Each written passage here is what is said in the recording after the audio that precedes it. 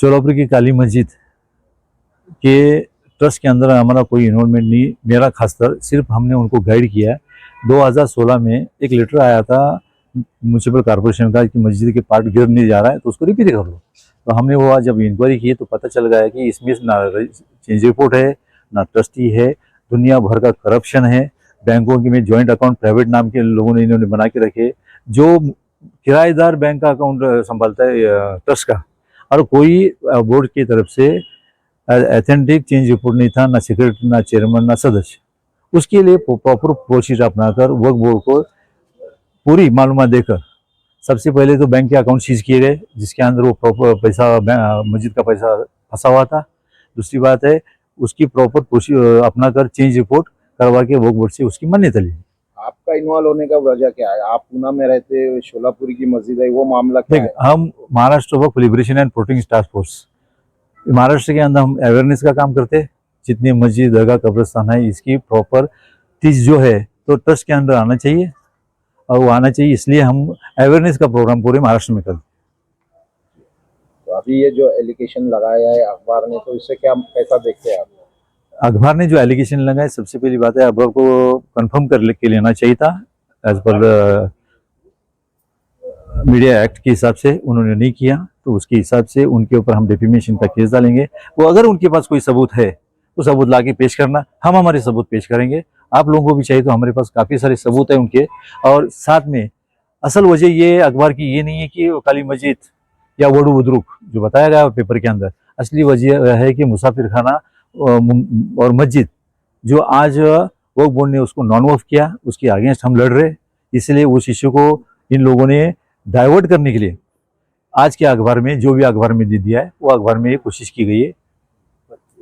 तो 46 एकड़ जगहों पर भी बोले आप जो कमेटी करना हाँ बिल्कुल, वक्फ बोर्ड की दिशा भूल करके आप वो कमेटी बना के। देखिए 2006 में पुणे के अंदर आलमगीर मस्जिद ट्रस्ट नाम से एक ट्रस्ट बना हुआ था, जिसकी 46 एकड़ 4 गुंठा जमीन थी। पूरी जमीन बिक चुकी थी। वो बिक चुकी जमीन पे रेवेन्यू रिकॉर्ड पे से उसको क्लास 3 की बजाय क्लास 1 किया था। जब हमारे नज़रों में आया तो हमने रेवेन्यू डिपार्टमेंट से सबसे पहले उसको क्लास 6 करवा के लिया 2019 में। उसके बाद उस पर कोई कमेटी बननी चाहिए। कमेटी बनने के लिए हमने प्रोसीजर किया था, 69 की तरह एप्लीकेशन किया, हेयरिंग हो गई। हेयरिंग के बाद वो कमेटी हमारी अप्रूव की। लेकिन इसके बाद कुछ उसके अभी मामले ट्राइब्यूनल के अंदर फंसे हुए। उस प्रॉपर्टी में से 1 इंच प्रॉपर्टी भी अभी भी ट्रस्ट के अंडर नहीं है। उनका एक आरोप ऐसा भी है कि भाई सीओ साहब और कुछ अधिकारी सर्वे के नाम से आए और कमेटी बनाकर चले गए। उन्होंने प्रॉपर प्रोसेस को देखा नहीं।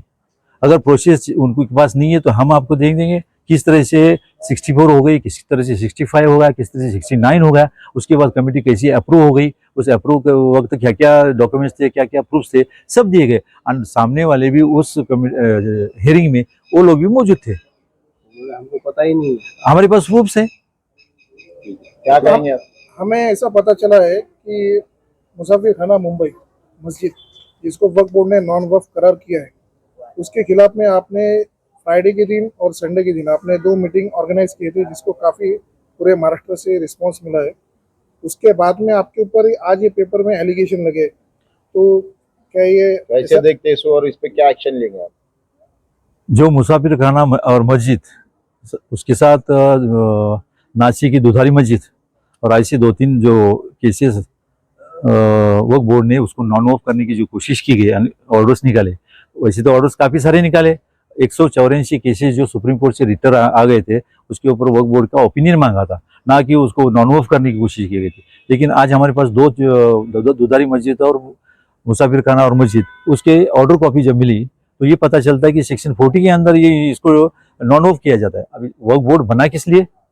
वक्फ प्रॉपर्टी को सिक्योर करने बना या उसको नॉन सिक्योर करने के लिए बना? सबसे बड़ा सवाल पब्लिक के सामने वो आ गया। उस इश्यू को लेके हम चले।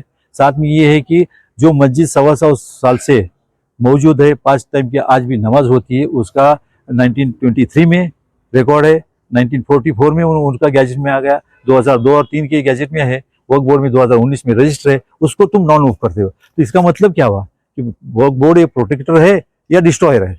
अभी वक्फ बोर्ड ने नॉन वक्फ करने का जो प्रोसेस चल रहा है, हालात को देखते हुए, कौन है इसके पीछे, क्या लगता है? वक्फ बोर्ड जो है, ऑर्डर वक्फ बोर्ड देता है तो वक्फ बोर्ड ही रहेगा। पर्सनल इंडिविजुअल नाम तो नहीं ले सकते। तो इन्हें कोई करवा रहा है क्या कि कोई लीडरों का हाथ है अभी इनके पीछे अभी और उसकी छोटा अधिकारी उसी के ऊपर? उसी के लिए हम अदालत का दरवाज़ा खटखटा रहे हैं। अदालत में जाएंगे, अदालत से जाकर हम गवर्नमेंट को अप्रोच हो जाएंगे और गवर्नमेंट को पूछेंगे कि भाई क्या हो रहा है। आपने एक बात की थी उसमें कि मस्जिद और दरगाह तोड़ के 75 मंजिला का टावर बन रहा है, जो कि पूरी जमीन है 11,000 स्क्वायर फुट है। क्या ये बात सही है?